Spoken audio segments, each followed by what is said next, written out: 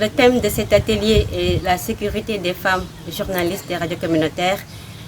Une manière pour nous de renforcer ces femmes, de leur donner les outils qu'il faut pour mieux comprendre qu'elles doivent répondre qu'elles doivent être outillées sur la sécurité.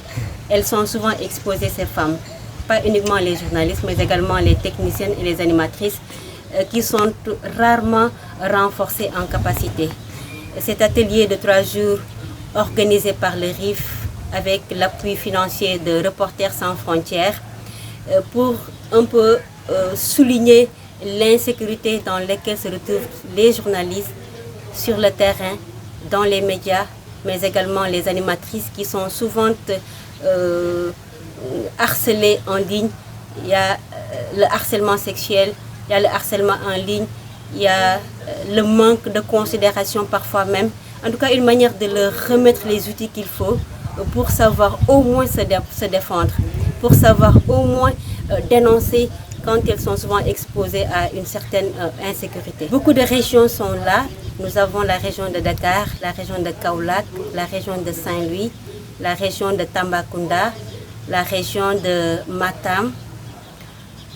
Oui, ce sont ces régions-là qui sont là présentes pour participer à cet atelier. À peu près une trentaine de femmes journalistes, animatrices et techniciennes. C'est que les gens comprennent, que ces journalistes, ces animatrices et ces techniciennes qui sont là aujourd'hui comprennent qu'il y a des outils qui sont déjà disponibles et qui sont produits.